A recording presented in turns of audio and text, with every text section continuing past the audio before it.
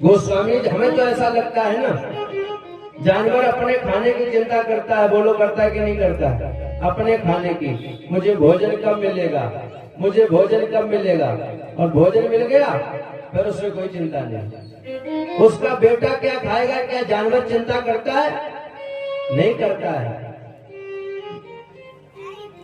जानवर ने भोजन कर लिया, बच्चे ने किया कि नहीं किया ये नहीं पूछता। और लेकिन मनुष्य स्वयं बाद में भोजन करता है, पहले अपने बच्चे को भोजन कराता है। कोई पक्षी अपने बच्चों से पहले अपना पेट भरता है, लेकिन मनुष्य पहले बच्चों का पेट भरता, उसके बाद अपना भरता। अपनी भी चिंता, अपने बच्चों की चिंता, अपने परिवारी जनों की चिंता, पूरे समाज की चिंता। दरवाजे पर जो जानवर बंधा है उसकी भी चिंता एक मनुष्य को है, हमारा जानवर क्या खाएगा। और हमें लगता है कि सबसे ज्यादा अगर परेशान कोई है तो वो मनुष्य ही है। इतना परेशान न कोई पशु है न कोई पक्षी है, सबसे ज्यादा परेशान है कौन? बोले मनुष्य। फिर भी अच्छा विचार आपने किया, हमने एक आदमी से पूछा, हमने कहा क्या तुम्हारा बड़ भाग है? तो कहने लगा महाराज जी हमारे सुंदर सुंदर बच्चे हैं। अच्छा बोलो जानवरों के बच्चे हैं कि नहीं है? बोला मैं बढ़िया भोजन करता हूँ। तो जानवर अच्छा भोजन नहीं करते हैं? जानवर भी अच्छा भोजन करते हैं, अपना अपना स्वाद है। जैसे आपको दाल रोटी अच्छी लगती है, वैसे जानवरों को चारा अच्छा लगता है। सुंदर हाथ पैर, आपके हाथ पैर आपके लिए सुंदर है, जानवरों के हाथ पैर जानवरों के लिए सुंदर है। फिर क्या ऐसी विशेषता है आपके अंदर जिसकी बदौलत आपको तुलसी बाबा ने सबसे अच्छा बताया, बड़ा भाग्य बताया, और कुछ छोटा मोटा भाग्य नहीं बताया आपका। सूर्य दुर्लभ, देवता भी तरस रहे हैं मनुष्य बनने के लिए, तो फिर इतना बड़ा भाग्य है आपका। ऐसा क्या कर्म है आप में? किसी ने कहा महाराज जी बुद्धि हमारे अंदर है इसलिए हम बड़े हैं।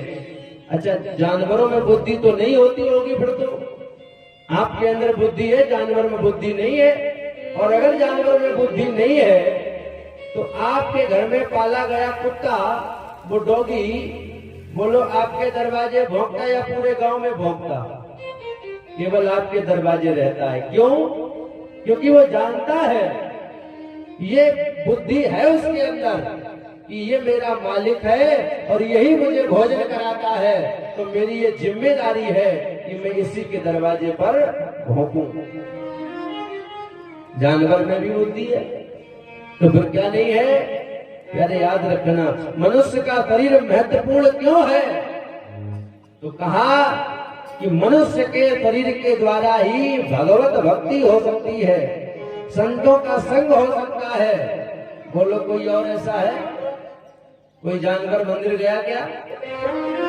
किसी मंदिर किसी जानवर ने भगवान की भक्ति की क्या? नहीं। तो इस शरीर के द्वारा भगवान का भजन हो सकता है। अन्य 84 लाख योनियों में भजन नहीं हो सकता, लेकिन इस मनुष्य शरीर के द्वारा भजन हो सकता है। तो ये क्या है? बोले ये है विवेक। हमने अभी चर्चा कहाँ की थी कि विवेक कहाँ से आता है? तो कहा बिन सत्संग विवेक न होई। जब संतों का संग करोगे तब तुम्हें विवेक की जागृति हो जाएगी, और जब तक संतों का संग नहीं करोगे तब तक विवेक जागने वाला नहीं है। और आज हम सब लोग मिलकर के भगवान की भक्ति कर रहे हैं, सत्संग कर रहे हैं। सूत जी महाराज से शौनकाद ऋषि कहते हैं महाराज हमको कुछ कथा सुनाओ। कौन सी कथा सुनना चाहते हो? तो कहा अज्ञानांधध्वां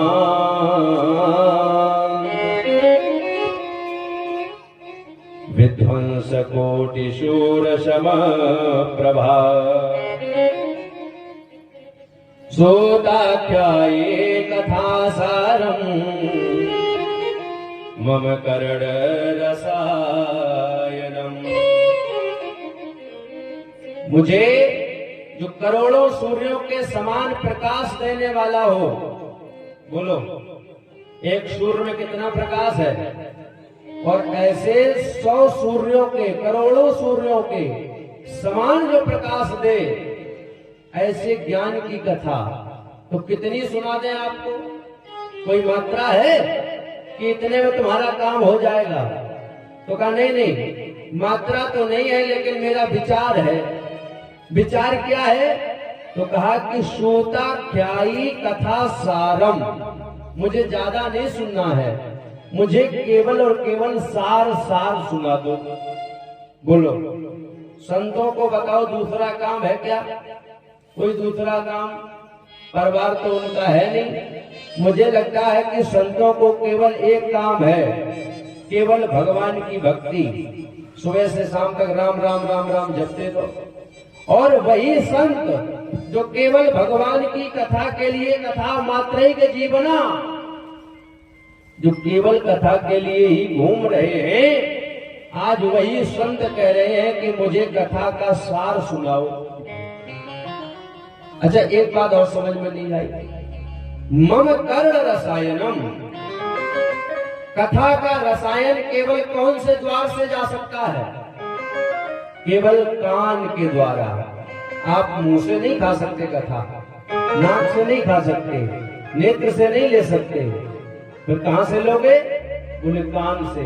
और कान में ऐसा कथामृत रसायन डाला जाए कि कान से होकर के वो हृदय में जाए, और हृदय में पहुंचते ही ज्ञान का दीपक जल जाए, जिससे मेरा हृदय करोड़ों सूर्यों के समान प्रकाशित हो जाए। भक्ति ज्ञान विरागातो विवेको वर्धते महान। ऐसी कथा सुनाओ जिसमें भक्ति, ज्ञान और वैराग्य तीनों जवान हो जाएं, प्राप्त हो जाएं। माया मोह निराश वैष्णवे क्रियते कथम। जो हरि के भक्त हैं, जो वैष्णव हैं, वो माया मोह से दूर होने के लिए क्या करते हैं, मैं वही जानना चाहता हूं। श्री सुखदेव जी महाराज आज राजा परीक्षित को कथा सुना रहे हैं। सुखदेव जी महाराज जब राजा परीक्षित को कथा सुनाने के लिए चले, वैसे ही सारे देवता इकट्ठे होकर के अमृत का कलश लेकर के आ गए। सुखदेव जी महाराज के सामने रख दिया और कहा, गुरुदेव हम अमृत लाए हैं। क्यों? मैंने सुना है राजा परीक्षित 7 दिन में मरने वाले हैं, 7 दिन का श्राप लगा है, तो क्या चाहते हो? मैं ये चाहता हूं कि परीक्षित को अमृत पिला दिया जाए, तो इनकी जो मरने की समस्या है वो नष्ट हो जाएगी, समाप्त हो जाएगी। अच्छा, तो एक काम करो, तुम खुद ही लिए जाओ और जाकर के पिला दो। ऐसे नहीं पिलाएंगे। फिर बोले, अमृत तो हम परीक्षित को पिला देंगे, लेकिन जो भागवतामृत आप राजा परीक्षित को पिलाने जा रहे हैं, वो मुझे पिला दीजिए। सुखदेव जी खूब हंसे। अरे ठगियाओ, हम सोच रहे थे कि अब की बार देवता पहली बार परस्वार्थ करने के लिए क्यों आ गए। भाई, देवता तो महास्वार्थी है, और पहली बार स्वार्थ करने आए, तो हमें तो पहले से ही दाल में काला लग रहा था, लेकिन अब तो पूरी की पूरी दालें ही काली हो गई। क्या कह के भगाया? बोले, कोई सुधा कोई कथा लोगे, कोई पाचा कोई मणिर महान, ब्रह्मरातौ विचारे तदा देवांस हंस। वह स्वधात्म कथा। बोले, कहा ये अमृत और कहा ये भागवतामृत, तो कितना फर्क है? तो महाराज कहते हैं, कोई क्वाचा कोई मणिर महान। बोले, कहा ये भागवतामृत अमृत है मणि के समान, और कहा वो अमृत है कांच के समान। कांच और मणि की समता बोलो हो सकती है क्या? एक तरफ मणि रखी हो और एक तरफ कांच रखी हो, बोलो महत्वपूर्ण कौन है? कांच की कोई औकात नहीं है और मणि की अमूल्य है, उसका तो कोई मूल्य ही नहीं है। भगाया अभक्तांस तांस विज्ञाय न ददौ सा कथा, भाग जाओ, नहीं देंगे, नहीं दोगे, बोले ना। भगाया तो सारे देवता जाकर के कहां पहुंचे? ब्रह्मा जी के पास। क्या हो गया? कहने लगे महाराज हम तो अमृत लेकर के गए थे, तो हुआ क्या?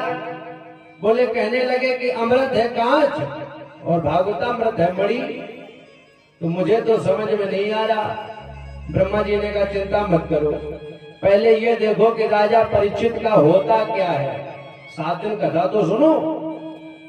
7 दिन जब कथा हुई, बड़ा जोर का जयकारा लगा, बोलो भागवत महापुराण की जय। आकाश से विमान आया, राजा परीक्षित उसी में बैठ गए और जैसे ही भगवान के धाम को जाने लगे तो राज्यो मोक्षं तथा वीक्ष पुराधातामपि विस्मता, पुराधातामपि विस्मता, विधाता भी विस्मय में पड़ गए।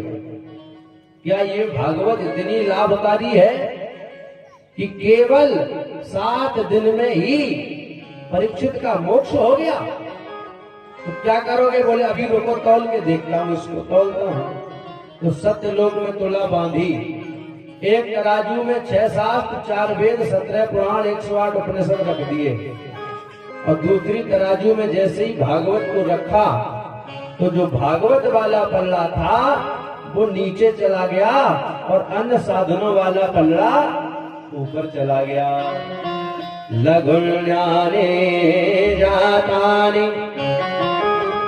लघुन्यानि जातानि गौरवेण यदम्, छोटा पड़ गया और जैसे ही अन्य साधन छोटे पड़े भागवत की जय जयकार होने लगी। बोलो भागवत महापुराण की जय, बोलो बांके बिहारी लाल की जय। संतों ने, ब्राह्मणों ने जय जयकार कर दिया।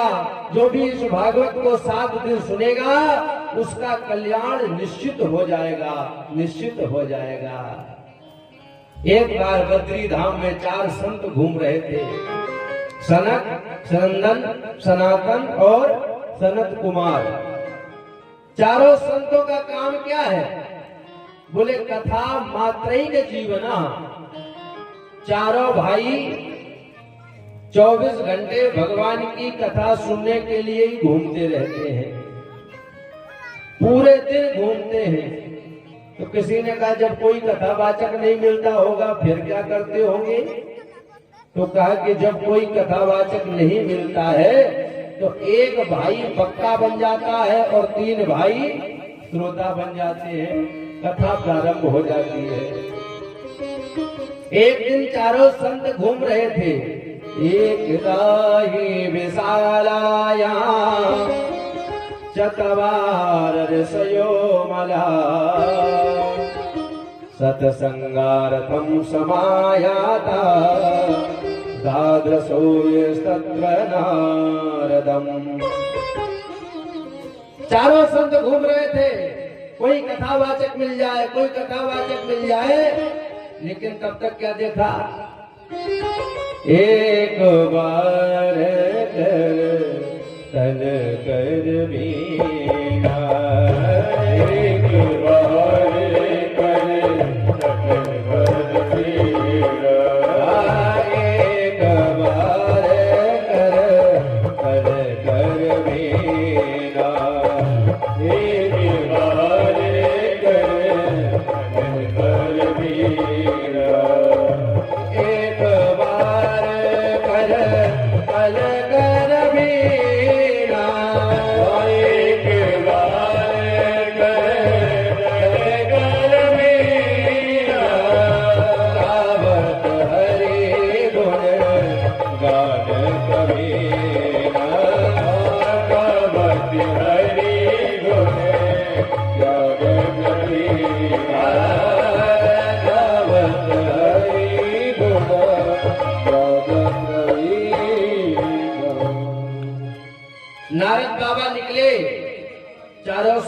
देखा, आज नारद बाबा का मुख मलिन है।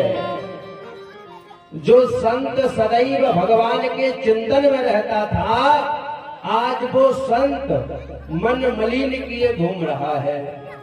चारों संतों ने आवाज लगाई, ए बाबा जी, कथम ब्रह्मांडीन मुख कुतः चिंता करो भवान। अरे ब्राह्मण, हे नारद बाबा, कुतः चिंता करो भगवान। अच्छा देखो, कोई देख करके कैसे बता सकता है कि तुमको चिंता है कि नहीं है? बोलो, बिना देखे कोई बताएगा? जब तक हमें पता नहीं है, आप बताओगे नहीं कि चिंता क्या है, तब तक कैसे पता चलेगा? लेकिन यहाँ पर देख करके ही बताया, कथम ब्रह्मांडीन मुख, तुम्हारा मुख मलिन बता रहा है कि तुम चिंता में हो। और मैं भी आपको आज नियम बताए दे रहा हूँ।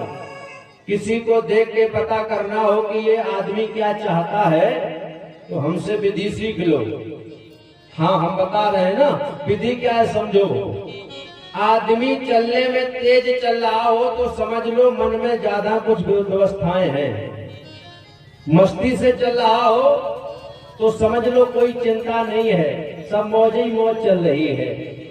अच्छा, चेहरे पर रेखाएं खिंची हुई दिखाई दे रही हो तो समझ लो कि बहुत ज्यादा चिंतित है। और चलने में बार बार मुस्कुरा रहा हो तो समझ लो बड़ा प्रसन्न है। आज नारद बाबा के चेहरे पर चिंता की रेखाएं खिंची हुई हैं। क्या बात है? इदानीम सोन चित्तोसी गत वित्तो यथो जना। और आदमी दुनिया में सब कुछ बर्दाश्त कर सकता है, लेकिन एक चीज कभी बर्दाश्त नहीं कर सकता। क्या? कि उसकी जेब से पैसा चला जाए। बोलो, दुनिया में आदमी अगर सबसे ज्यादा किसी को चाहता है तो बोलो किसे चाहता? पैसे को।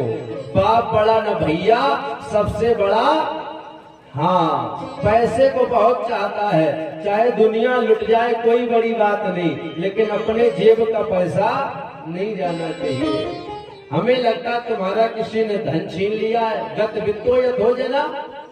नारद बाबा ने कहा, बाबाओं पे धन होता तो काहे के लिए, है ना? पहले के बाबाओं पे नहीं होता था, अब तो खूब जगह जगह चल रही है?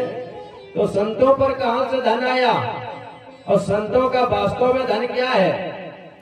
हमारे वृंदावन में जो संत लोग हैं वो गाते हैं, हमारो धन राधा श्री राधा श्री राधा, हमारो धन राधा श्री राधा श्री राधा, हमारो धन राधा श्री राधा श्री राधा, हमारो धन राधा श्री राधा श्री राधा, हमारो धन राधा राधा राधा राधा राधा, हमारो धन राधा राधा राधा राधा, हमारो धन राधा राधा राधा राधा राधा, हमारो धन राधा राधा राधा राधा राधा, हमारो धन राधा श्री राधा श्री राधा, हमारो धन राधा श्री राधा श्री हरि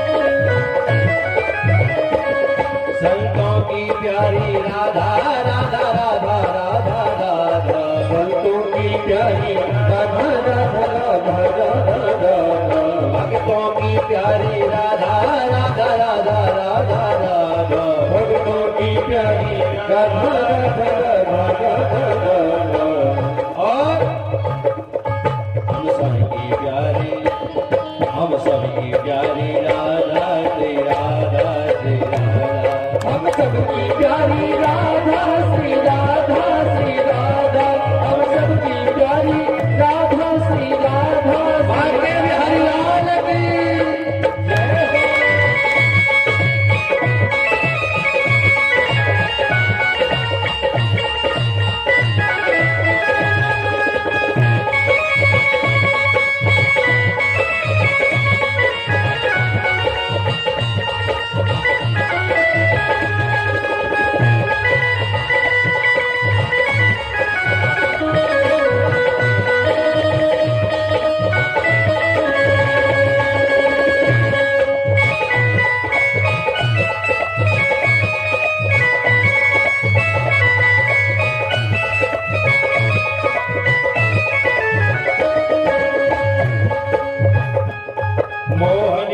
प्यारी राधा राधा राधा राधा राधा मोहन की प्यारी राधा राधा राधा राधा मोहन की प्यारी राधा राधा राधा राधा राधा मोहन की प्यारी राधा राधा राधा राधा सुभान दुलारी राधा श्री राधा राधे सुभान दुलारी राधा श्री राधा श्री राधा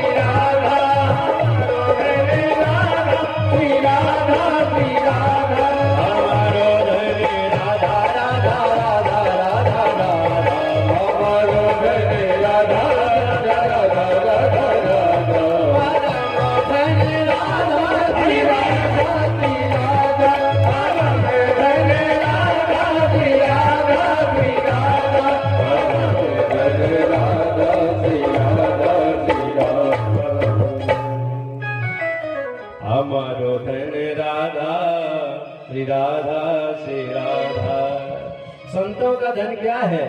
बोले संतों का धन है श्री राधा रानी। और एक बात बताऊं, मीरा जी ने भी कहा, क्या कहा मीरा जी ने? पायो जी मैंने राम रतन धन पायो। धन कौन सा है? बोले राम रतन धन पायो। तो किसी ने कहा ये कौन सी बैंक से निकलता है? ये धन है तो बैंक भी तो होगी भाई। अगर पैसा है तो उसके रखने की बैंक भी तो होगी। बैंक कौन सी है? तो मीरा जी ने कहा वस्तु अमोलक दी मेरे सतगुर। बैंक कौन है? बोले गुरु जी हमारी बैंक है। कृपा कर अपनायो पायो जी मैंने राम रतन धन पायो। गुरु जी वाली बैंक से निकला और निकल करके कहा मिला? बोझे हमें दे दिया। तो किसी ने कहा जब तुम्हें दिया होगा तो फिर कोई तो चुरा भी सकता है, खतरा तो होगा। कोई चुरा ले, कोई खर्च करवा ले, कहीं समोसे खिलाओ, पैसा बर्बाद हो जाए। वैसी कोई सेवा बोली, यही तो इसमें खासियत है। खर्चे न कोई, खर्चे न कोई, चोर न ले। इसको कोई खर्चा भी नहीं करवा सकता।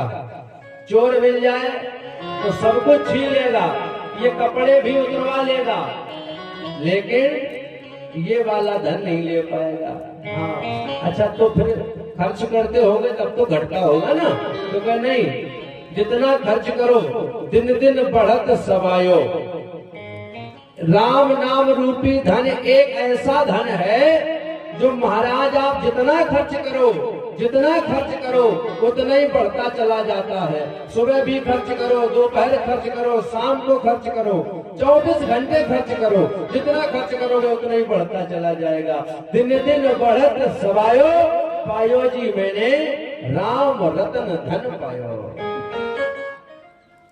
तो फिर ऐसा कौन सी चीज है जो आपका मन मलिन है? पैसा भी आपका खर्च हुआ नहीं और फिर भी मन मलिन है, तो ऐसा क्या हो गया? नारद बाबा ने कहा अब ध्यान से सुनो। अहम तो पृथ्वीयातो ज्ञात्वा सर्वोत्तमामिति। मैं इस पृथ्वी लोक को एक उत्तम लोक समझ करके इस पर घूमने आया था। तो कहां कहां घूमे? बोले पुष्करम चा प्रयागम चा काशीम गोदावरीम तथा। पुष्कर गया, काशी, प्रयाग, गोदावरी, हरि क्षेत्रम कुरुक्षेत्रम श्रीबंधम सेतुबंधनम। हरि क्षेत्र गया, कुरुक्षेत्र गया, सेतुबंध तक चला गया मैं। माने पूरे भारत में घूम लिया। तो हुआ क्या नहीं?